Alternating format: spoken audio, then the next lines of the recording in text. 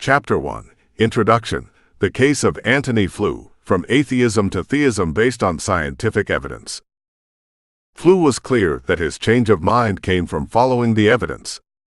"In there is a God," he wrote. "I now believe that the universe was brought into existence by an infinite intelligence.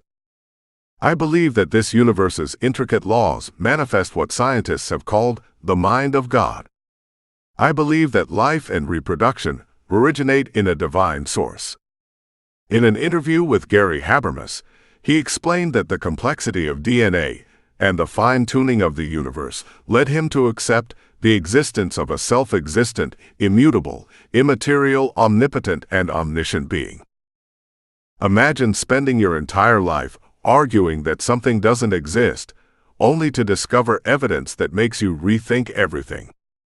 That's exactly what happened to Antony Flew, one of the world's most famous atheists, who in 2004 announced he now believed in a creator. His change of heart wasn't based on a religious experience or a sudden leap of faith. It was driven by science. This chapter tells the story of Flew's remarkable journey from atheism to anti-atheism, explaining the scientific evidence that convinced him in simple terms.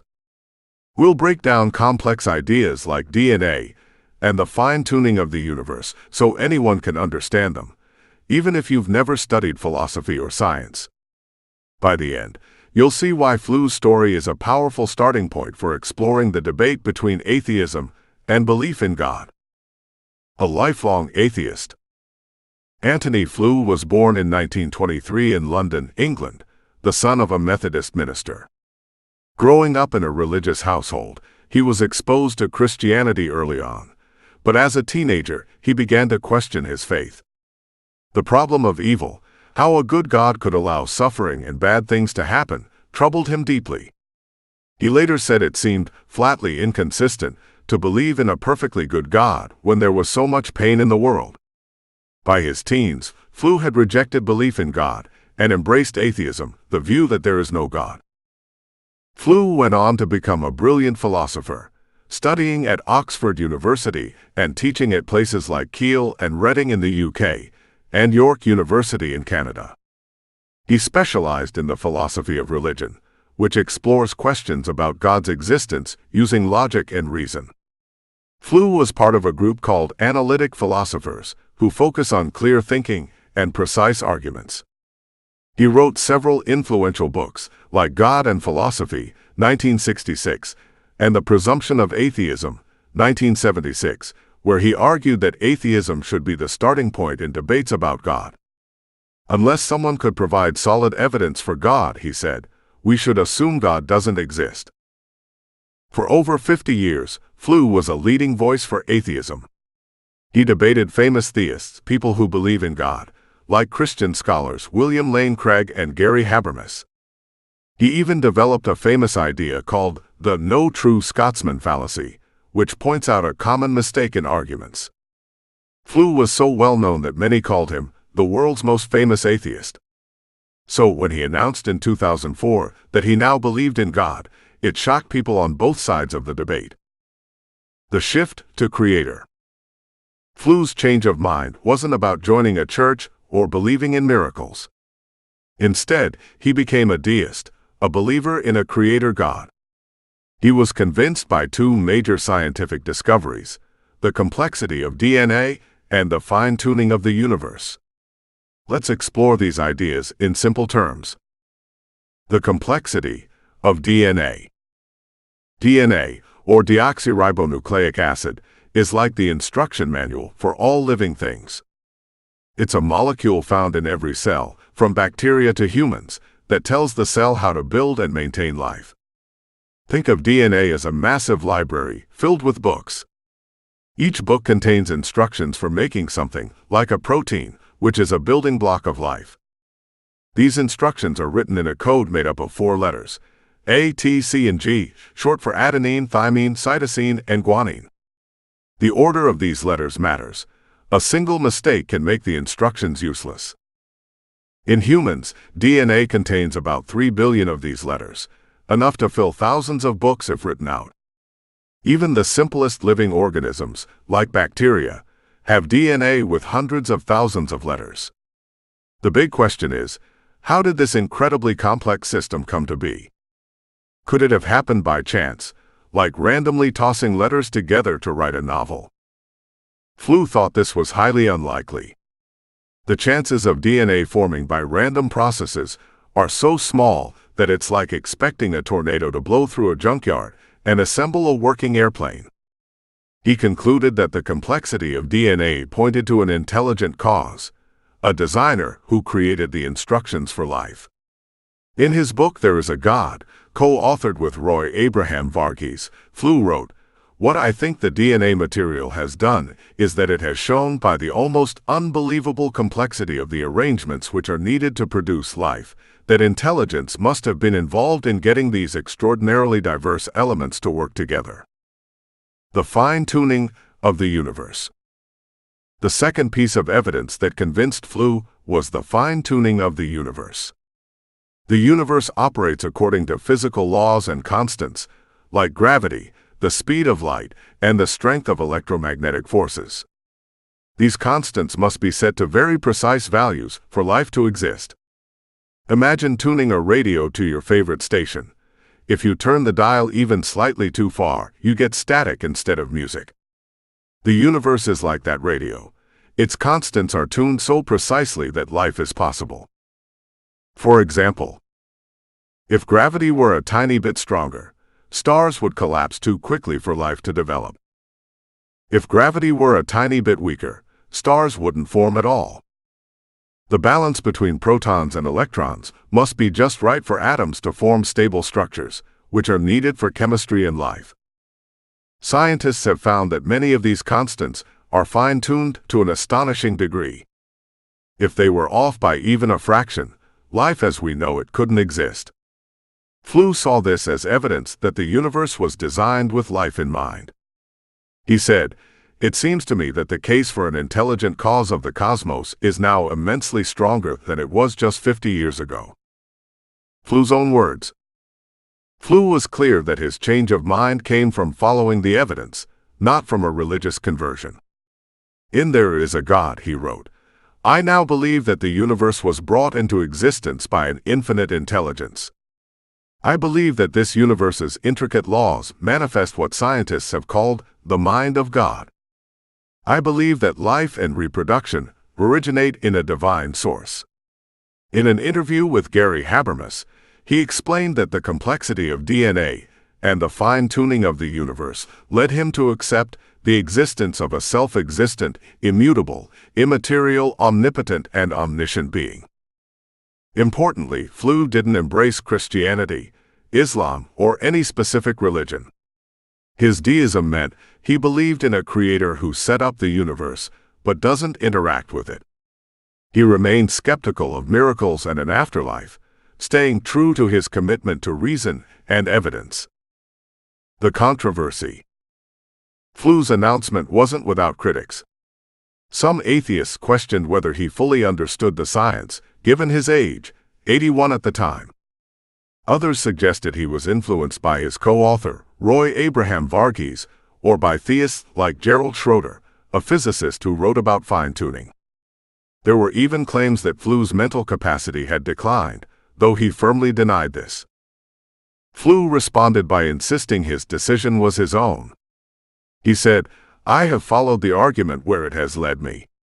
And it has led me to accept the existence of a self-existent, immutable, immaterial, omnipotent, and omniscient being." His commitment to intellectual honesty, following the evidence no matter what, shone through, even in the face of skepticism. Why Flew's story matters. Flew's journey from atheism to deism is a powerful example of how evidence can challenge deeply held beliefs. Here are 3 reasons it's significant. Evidence can change minds. Flew didn't change his mind because of emotions or pressure. He was persuaded by scientific discoveries that he found compelling. This shows that the debate between atheism and theism isn't just about feelings, it's about facts and reason. It challenges both sides. For atheists, Flew's story is a reminder that even the strongest arguments can be questioned by new evidence. For theists, it shows that belief in a creator can be grounded in science, not just faith. It's a call to engage with evidence openly. It encourages open-mindedness. Flu's willingness to reconsider his beliefs, even after decades of defending atheism, is inspiring. It shows that intellectual honesty means being open to new ideas, even if they challenge what you've always believed. Looking ahead. Flu's story sets the stage for this book. Over the next chapters, we'll explore other arguments and evidence, from philosophical ideas to historical claims, to see why Christianity might offer a more reasonable worldview than atheism. Like Flu, we'll aim to follow the evidence wherever it leads, keeping an open mind and a clear head. By looking at the evidence, as he did, we can better understand our world and our place in it. This book will continue that exploration, building on Flu's example to examine why Christianity might stand firm against atheistic critiques. Critical analysis of Flu's conversion to open deism rather than theism. The core thesis. Antony Flew was intellectually honest in moving from atheism to deism based on scientific evidence, DNA, but philosophically inconsistent in stopping there. While he recognized the universe as a structure built by a mind, he failed to fully account for the universe as a home inhabited by moral, relationally driven beings. 1. The evidence, hardware versus software. Flu's position. Flu followed the evidence of biological hardware. The immense complexity and information content of DNA led him to conclude that a superintelligence, an Aristotelian prime mover, must have written the code. The nuance. Flu stopped at the God of physics. The counter-argument. You argued that we must also look at human software. We are not just biological machines, we are programmed with a drive for meaning, a sensus divinitatis, sense of the divine, and a hunger for the infinite, eternity in their hearts, Ecclesiastes. The verdict. If the designer is efficient, this internal homing beacon is not a glitch but a feature. A deist God who designs a hunger for the divine but refuses to satisfy it is either incompetent or cruel, a cosmic sadist. 2. The moral argument, the collapse of indifference. The deist dilemma. Deism posits an indifferent God. Yet humans are obsessed with objective morality, justice, goodness, and love. The paradox of evil.